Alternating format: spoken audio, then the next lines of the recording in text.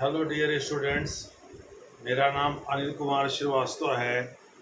आज मैं नुवामा के रिपोर्ट पर भारतीय अर्थव्यवस्था पर चर्चा करने जा रहा हूँ। क्या भारतीय अर्थव्यवस्था में अब मंदी का दौर शुरू हो गया है?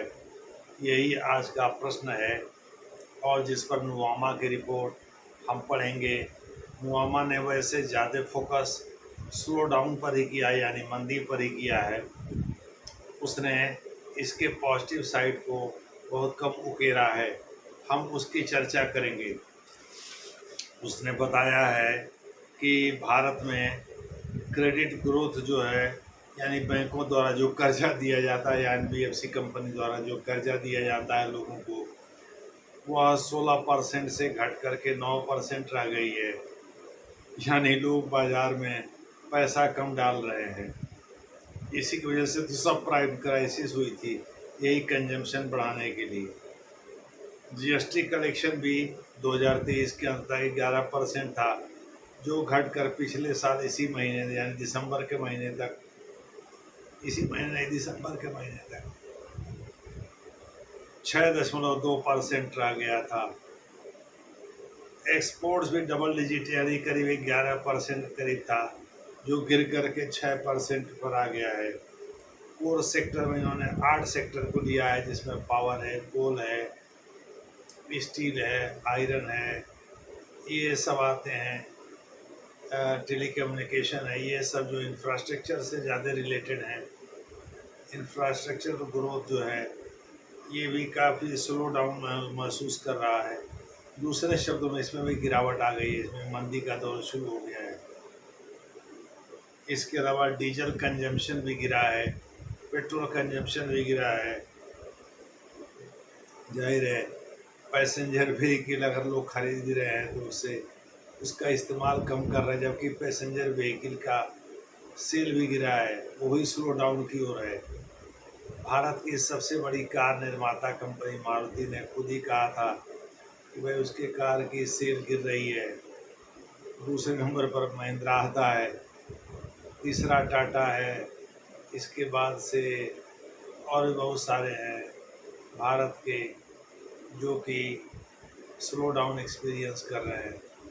विदेशी कारों में टोयोटा, जैसे जापान की टोयोटा है, जैसे क्रेटा है जो कि हुंडई ही बनाती है साउथ कोरिया की, जैसे वोक्सवैगन यूरोप का है। इन सब में मंदी का दौर चल रहा है। भारत में इनकी सबकी शेयर गिरी है। इसके बाद रियल इस्टेट को इन्होंने लिया है। रियल इस्टेट में भी डिसेलरेशन का प्रयोग किया है, यानी ग्रोथ रेट कम हो रहा है, बहुत कम हुआ है। यानी सिंगल डिजिट में जो पहले 6% से ऊपर था एनुअल ग्रोथ रेट, अब तो नोएडा जैसी जगह पर ही 55,000 फ्लैट खाली हैं, कोई ख़रीदार नहीं मिल रहा है। पौने पौने के दाम जो है लोग लगा रहे हैं गले गले, और इसमें आप बैंक से फाइनेंस करा के ले भी सकते हैं। 80% तक बैंक फाइनेंस करने को तैयार हैं। इसके अलावा जो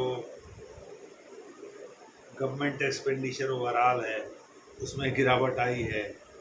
तो इनका कहना ये है कि भाई सरकार जो है स्लो डाउन एक्सपीरियंस कर रही है, तभी ये स्थिति है।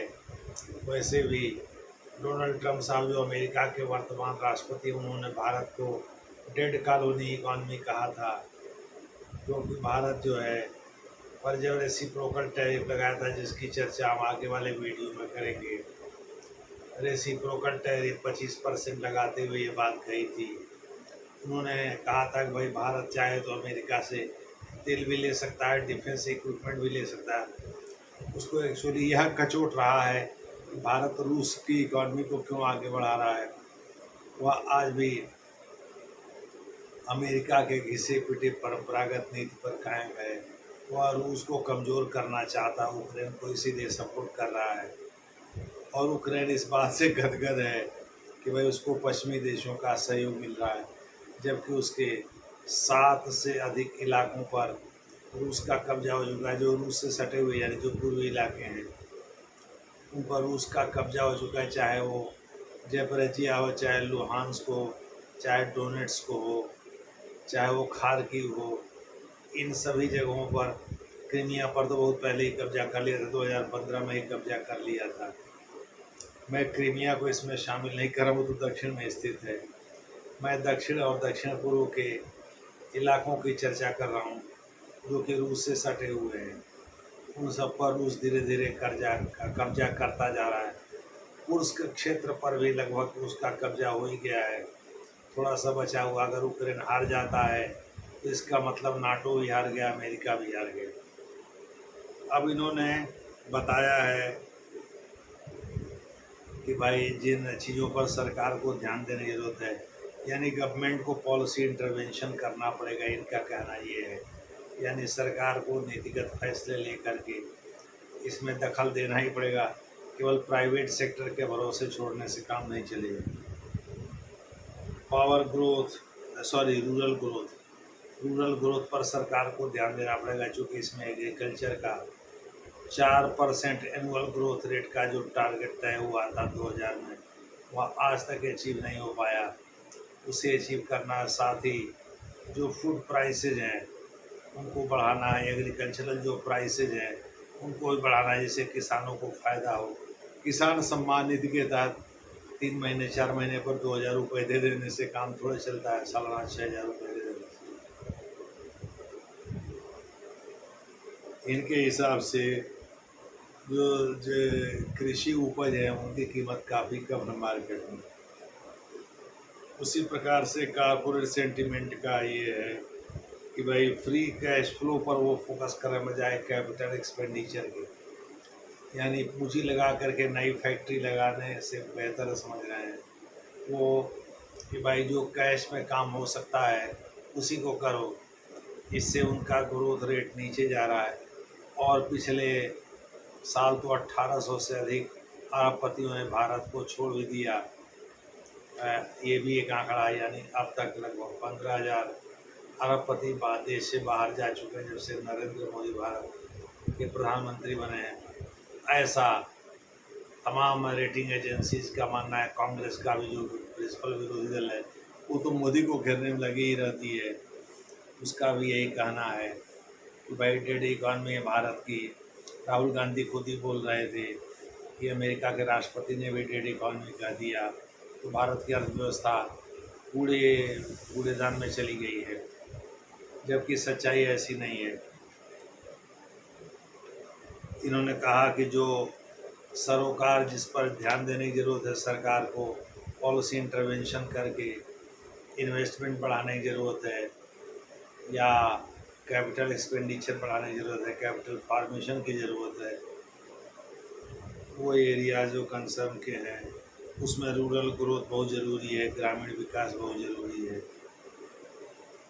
कारपोरेट सेंटिमेंट बहुत ज़रूरी है।